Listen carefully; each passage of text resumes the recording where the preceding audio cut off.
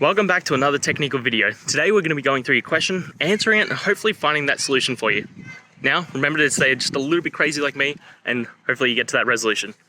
Now let's continue on.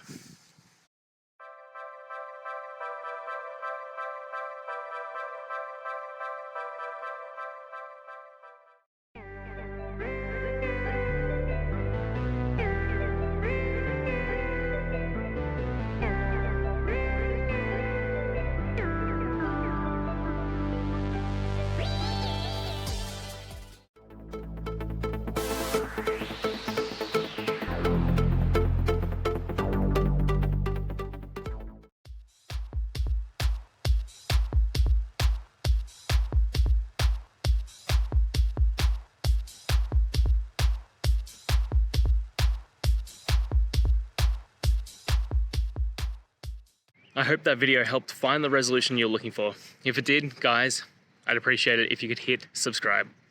Until the next time that you need more technical help, I hope you have a good one. Cheers.